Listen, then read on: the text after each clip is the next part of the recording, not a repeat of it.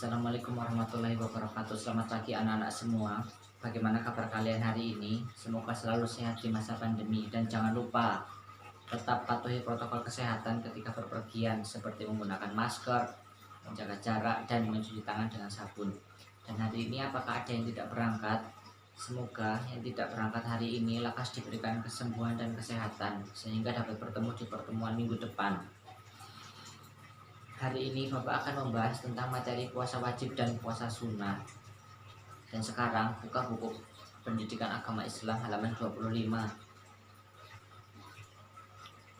Dan sebelum melanjutkan ke penjelasan materi, Bapak ingin bertanya, puasa yang dilaksanakan selama 1 tahun sekali oleh umat Islam merupakan puasa apa? Ya, benar sekali. Itu adalah puasa Ramadan. Di sini Bapak akan menjelaskan tentang pengertian puasa. Puasa atau yang dalam bahasa Arab disebut dengan saum, yang secara bahasa mengandung arti mencegah atau menahan diri, seperti menahan makan, minum, atau menahan dari segala sesuatu yang tidak bermanfaat. Dan secara istilah, puasa atau saum artinya adalah menahan diri dari segala sesuatu, baik makan, minum, atau sesuatu yang membatalkannya, dimulai dari terbit fajar hingga terbenamnya matahari, diawali niat dan syarat-syarat yang telah ditentukan, seperti yang telah dijelaskan dalam surat Al-Baqarah ayat 187. Dan makan minumlah hingga terang bagimu benang putih dari benang hitam, yaitu fajar. Dan ibadah puasa juga merupakan sesuatu yang diwajibkan bagi orang-orang yang beriman, dan tidak lain agar membuat takwa pada diri mereka atau orang-orang yang beriman selalu meningkat. Hal ini seperti yang tercantum dalam surat Al-Baqarah ayat 183. Hai orang-orang yang beriman, diwajibkan atas kamu berpuasa sebagaimana diwajibkan atas orang-orang sebelum kamu agar senantiasa bertakwa. Dan selanjutnya ada rukun puasa. Dan ketika seseorang akan menjalankan ibadah puasa, jangan sampai lupa pada rukun puasa. Dan rukun puasa ini terdiri dari 2 hal, yaitu yang pertama ada niat puasa. Sebelum kita menjalankan segala sesuatu, jangan sampai kita lupa akan niatnya, termasuk dalam mengerjakan ibadah puasa. Dan niat dalam berpuasa Ramadan tentu dilakukan pada malam harinya sebelum terbit fajar. Niat tentu saja dilakukan di hati dengan rasa ikhlas. Dan yang kedua, menahan diri dari segala sesuatu yang membatalkan puasa, atau dimulai dari terbitnya fajar sampai terbenamnya matahari. Dan selanjutnya ada macam-macam puasa. Ibadah puasa sendiri dibagi menjadi 2 macam. Yang pertama, puasa wajib. Puasa wajib adalah puasa atau saum yang wajib dikerjakan bagi umat Islam dan akan mendapatkan pahala ketika dikerjakan dan mendapatkan dosa ketika ditinggalkan. Dan dalam agama Islam sendiri, puasa wajib terdiri dari 4 macam. Yang pertama ada puasa Ramadan. Puasa Ramadan ini dilaksanakan 1 tahun sekali, tepatnya pada bulan Ramadan. Dan puasa inilah yang merupakan cerminan dari rukun Islam yang keempat. Dan perintah untuk menjalankan puasa Ramadan ini dimulai pada tahun kedua Hijriah setelah Nabi Muhammad SAW berangkat hijrah ke Madinah. Dan hukum dari menjalankan puasa Ramadan ini adalah fardhu ain, yang artinya setiap orang punya kewajiban dalam mengerjakannya dan tidak boleh seorang pun meninggalkannya tanpa ada halangan yang dibenarkan oleh aturan tertentu atau syariat. Dan ketika seseorang sedang berhalangan untuk mengerjakannya, maka sudah wajib untuk menggantinya di lain hari. Dan yang kedua ada puasa qadha. Puasa qadha adalah puasa yang dilakukan seseorang untuk mengganti puasa wajib yang telah ditinggalkan karena suatu uzur atau halangan dan telah terlewati waktunya. Sebagai contoh, ketika seseorang meninggalkan puasa Ramadan dikarenakan adanya suatu halangan, sakit, haid, dan lain sebagainya, maka orang tersebut mempunyai kewajiban mengganti atau mengqadha puasanya di bulan yang lain sesuai dengan jumlah hari yang ditinggalkannya. Batas dari mengqadha puasa wajib ini adalah sampai datangnya bulan puasa tahun berikutnya.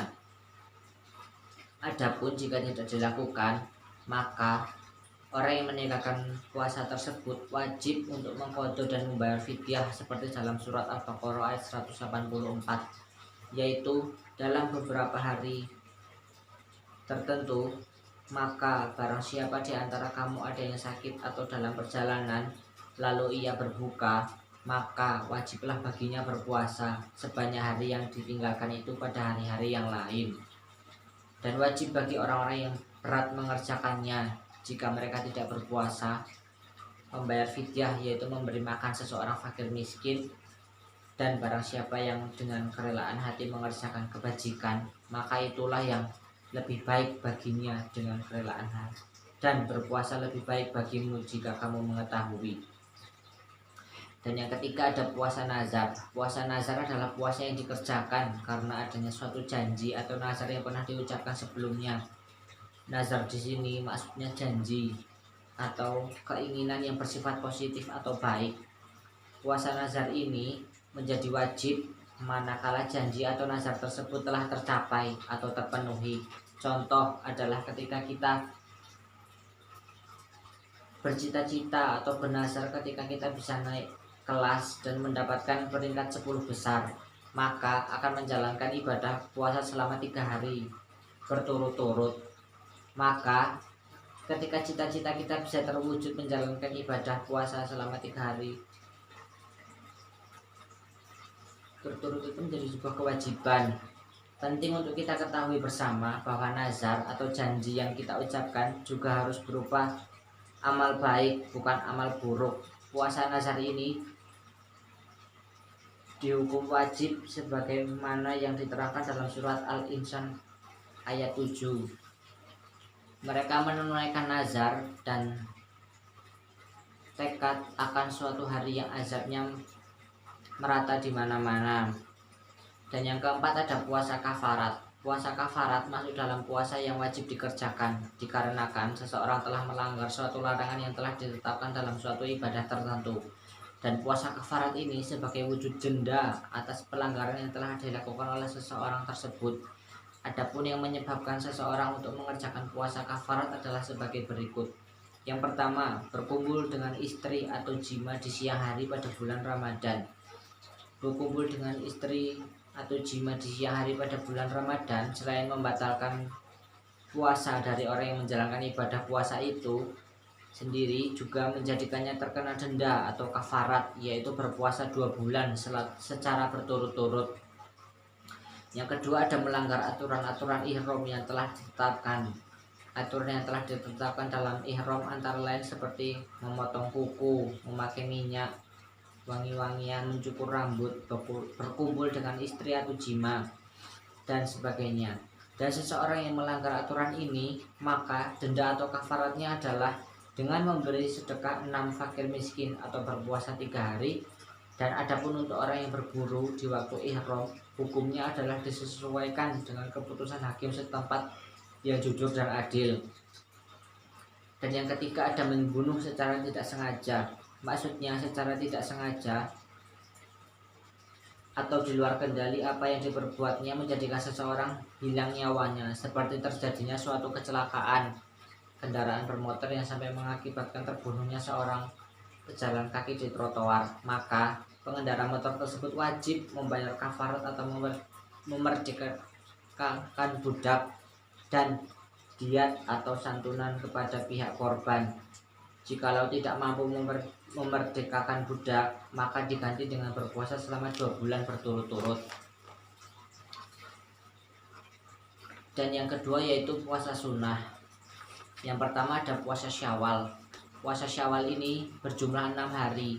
Adapun untuk pelaksanaannya adalah dimulai dari tanggal 2 Syawal atau setelah hari raya Idul Fitri sampai pada akhir bulan Syawal. Puasa Syawal ini boleh dikerjakan secara terus-menerus berurutan atau boleh juga dengan berselang-seling, 1 hari puasa dan 1 hari tidak. Dan yang kedua ada puasa Arafah atau yang dilaksanakan pada tanggal 9 Zulhijjah. Puasa Arafah ini dilakukan tepatnya pada tanggal 9 Zulhijjah, 1 hari sebelum hari raya Idul Adha, di mana pada waktu itu umat Islam yang sedang menjalankan ibadah haji sedang melaksanakan ibadah wukuf yang bertempat di padang Arafah. Dan puasa Arafah ini tidak digunakan bagi umat Islam yang sedang menjalankan ibadah haji dikarenakan mereka sedang wukuf, tetapi disunahkan bagi kita umat Islam yang tidak menjalankan ibadah haji. Dan yang ketiga ada puasa Senin Kamis. Puasa ini disebut dengan puasa Senin Kamis karena pada hari itulah puasa ini dikerjakan. Dan yang keempat ada puasa Asyura dan Tasu'a. Puasa Asyura dikerjakan pada tanggal 10 Muharram. Puasa ini juga merupakan puasa sunnah yang mempunyai keutamaan tersendiri. Dan sementara untuk puasa Tasu'a dikerjakan pada tanggal 9 Muharram. Berikutnya adalah hal-hal yang membatalkan puasa. Adapun hal-hal yang membatalkan puasa adalah sebagai berikut. Yang pertama, makan dan minum dengan sengaja. Makan dan minum sudah pasti membatalkan puasa, terkecuali tidak sengaja atau karena faktor lupa. Dan yang kedua, berhubungan suami istri atau ijma pada siang hari. Dan yang ketiga, muntah yang disengaja atau dibuat-buat.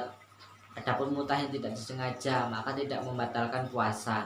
Dan yang keempat, hilang akal atau gila, ayan atau sakit jiwa.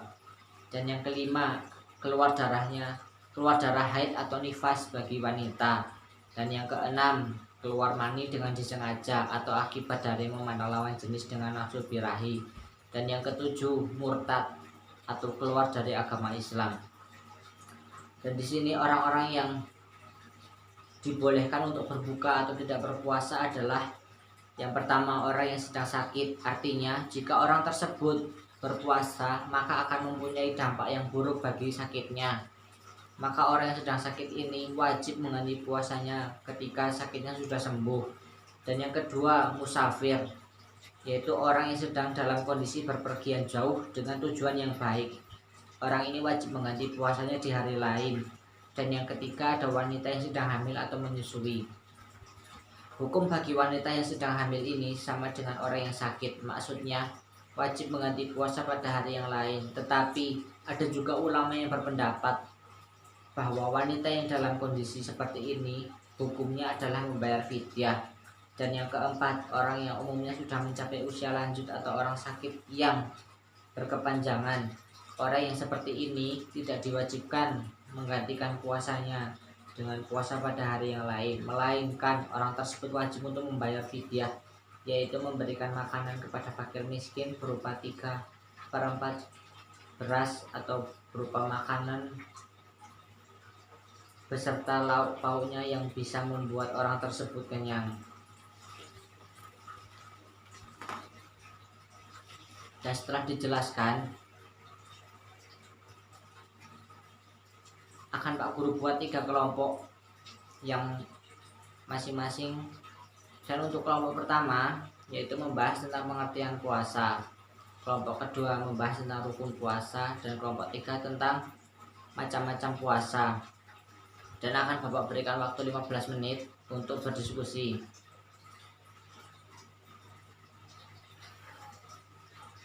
Ya, waktu berdiskusi telah habis. Sekarang untuk masing-masing kelompok untuk rolling ke kelompok yang lain untuk menjelaskan hasil diskusinya. Dan setelah masing-masing kelompok menjelaskan materi kelompoknya masing-masing, materi dilanjutkan ke sesi tanya jawab. Dan setelah selesai memberikan pertanyaan, silahkan diskusikan pertanyaan yang telah diberikan di kelompoknya dengan anggota kelompok masing-masing. Dan silahkan untuk kelompok pertama untuk menjawab pertanyaan yang diberikan kepada kelompok pertama. Setelah selesai kelompok pertama menjawab pertanyaan yang diberikan, dilanjutkan ke kelompok kedua untuk menjawab pertanyaan yang diberikan. Setelah kelompok kedua selesai menjawab pertanyaan yang diberikan, dilanjutkan untuk kelompok kedua.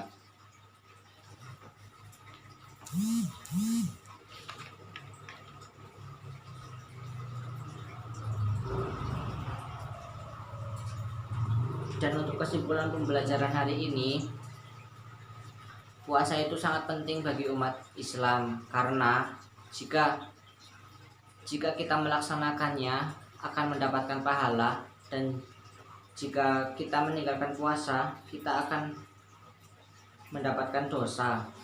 Dan kiranya cukup sekian untuk pembelajaran hari ini, dan untuk pertemuan minggu depan akan mempelajari tentang materi haji dan umroh. Kiranya sekian dari Bapak. Wabillahi taufiq wa hidayah. Wassalamualaikum warahmatullahi wabarakatuh.